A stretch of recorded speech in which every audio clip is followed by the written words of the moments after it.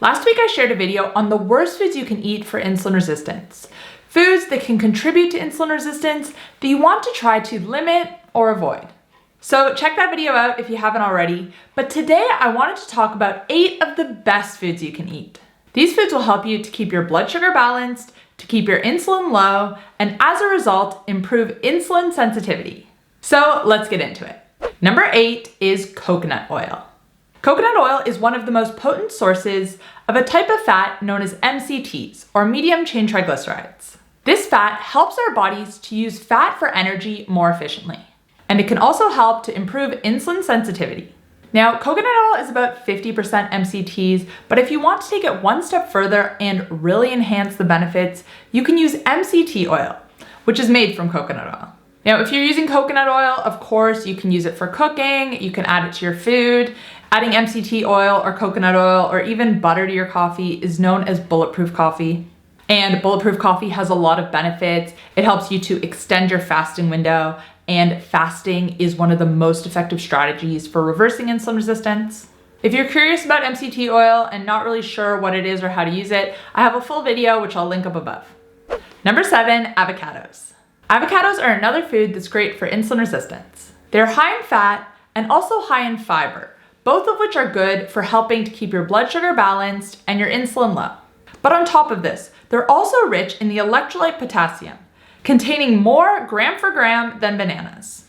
Potassium actually plays a role in the pancreas and how it releases insulin. Lack of potassium is thought to result in an impaired glucose tolerance, so your blood sugar control is not as good. Studies done looking at people with type 2 diabetes, which is a progression of insulin resistance, show that a large majority of them actually have a potassium deficiency, so there seems to be some connection. And adding avocados into your diet is one way to boost your intake. Number 6, pickle juice. I am a huge fan of using pickle juice as a tool when working to reverse insulin resistance. Drinking pickle juice before a meal, which includes vinegar, that's the key ingredient here, helps to reduce the blood sugar and insulin response to that meal. The vinegar actually helps to improve our cells' sensitivity to insulin and taking glucose more easily.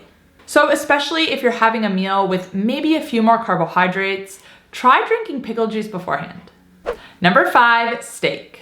Beef and other types of red meats contain specific nutrients which can help to improve insulin sensitivity and reverse insulin resistance. One of these is stearic acid. Stearic acid is a type of fat that is found in high amounts in beef fat. It has properties that help to protect against insulin resistance and can even help you to lose weight.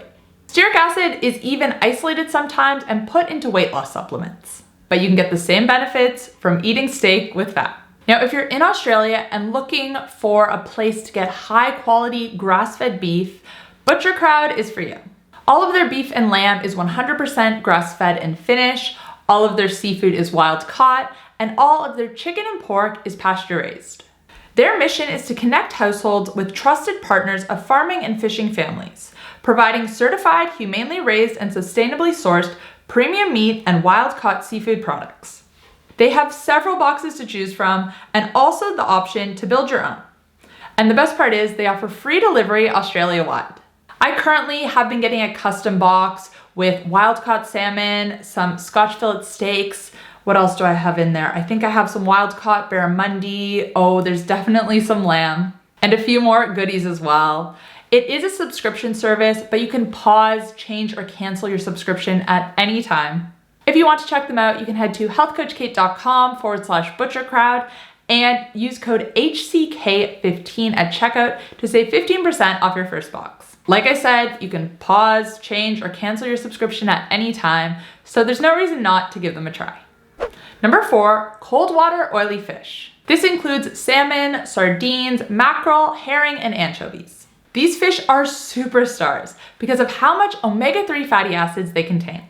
And it's not just how much omega-3 they have, but also the form. It is completely different than the omega-3 you find in chia seeds, flax seeds.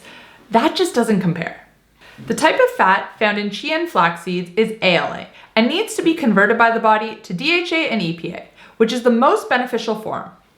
However, the body is not great at converting it and only has the ability to convert 10% max. If it's not converted, the body just treats it like any other fatty acid and uses it for energy. And this is why getting it from cold water, oily fish, and other seafood is important. This is the form that can actually help you to reduce inflammation and improve insulin sensitivity. Now, wild-caught salmon specifically is hard to find in Australia. Any salmon that's Australian actually is farmed, and this is one food where you really want to prioritize quality. So again, I buy all my salmon from Butcher Crowd because it's 100% wild-caught.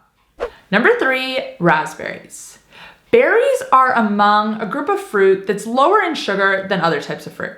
And you want to avoid higher sugar fruit, or at least be smart about when you consume it, because it's going to cause more of a blood sugar and insulin spike. So if you can swap out high sugar tropical fruit for lower sugar fruit such as berries, this is going to help. Number 2, eggs. These are one of the best foods you can eat for insulin resistance.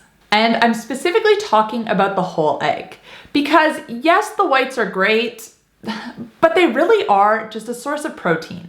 The yolk is where all the nutrients are. And if you're concerned about the cholesterol content in eggs, please don't be. Cholesterol in our foods does not impact cholesterol in our bloods to any significant degree. The thinking that dietary cholesterol is bad for our hearts, bad for our health, has been debunked.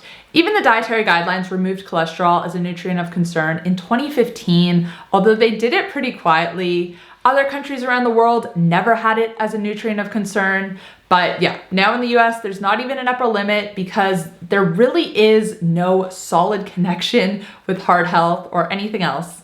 So eat the whole egg. It's gonna help you with your insulin resistance. And finally, number 1 is beef tallow. I saved maybe the most unexpected for last. Beef tallow is made from rendering the fat of beef, and it can be used for cooking. It is especially good for high heat cooking because it's solid at room temperature.